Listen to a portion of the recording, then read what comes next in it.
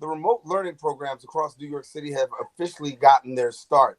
New York City has begun their distance learning. And the question is, how is this going to affect, given the fact that distance learning is taking place and students are now not learning in the classroom, but learning remotely and learning from home? And so joining us a little bit, for a little while, I should say, to talk a little bit about how schools are adapting and the programs that are available is the CEO of Public Prep Charter School, Ian Rowe. And Ian, good to have you joining us. Thank you for having me. This is a very important time. It is an important time. And so for your charter school, talk to us about this because you're going to distance learning. How's the school adapting?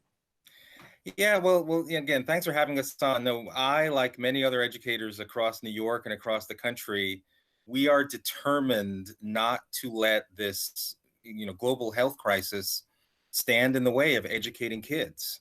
It's going to be disruptive enough. So even though, a week ago Friday, we decided to close our physical school buildings. We have 5 campuses, 2,100 students. We said we're going to close the school building, but teaching and learning is still going to happen.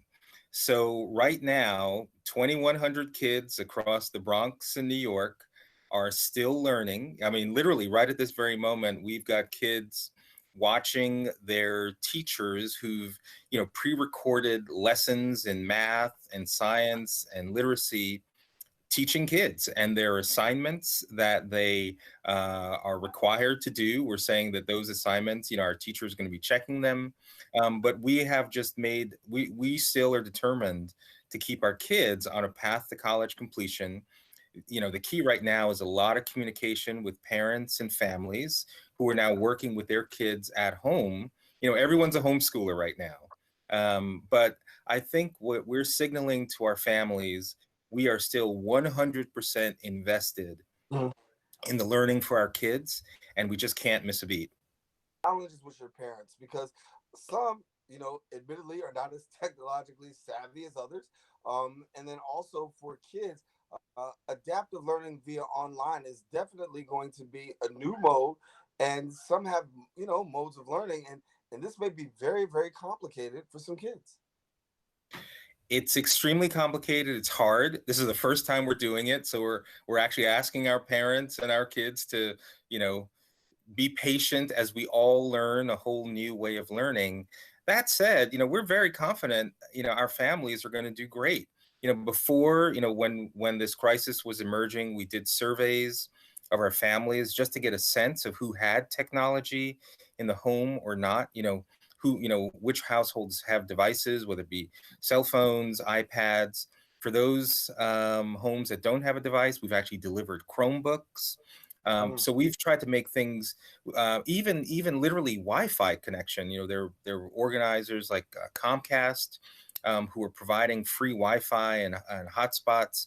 So we're first and foremost, we're trying to ensure every single family has connectivity and a device for which they can learn.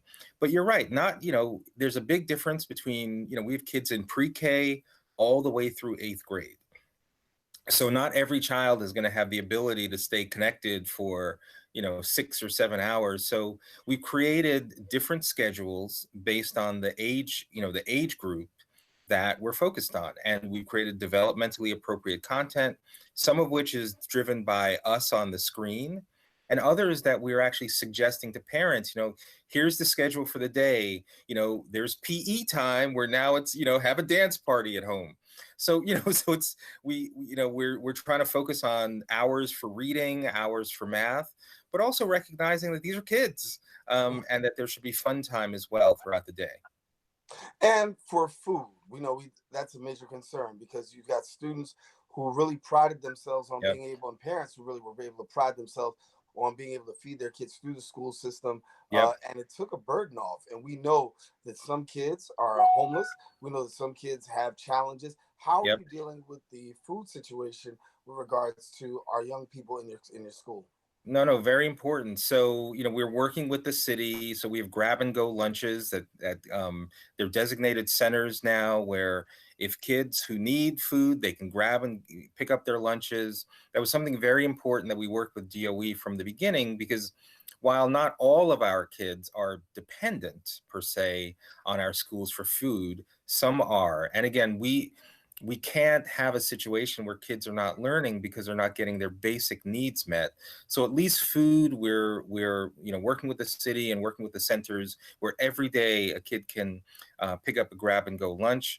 We're also working with the city on even childcare centers, because there's still families out there that still have to work, and so what are they going to do with their kids? And so again, we are working with the city to try and ensure whatever barrier there is, whether it be food, childcare, connectivity, we want to wipe all of those out so we can get to the point where kids are learning from their teachers who are still putting together assignments every single day to keep our kids really engaged in learning.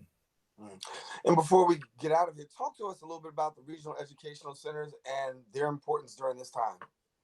What do you say, the regional education centers? Yeah.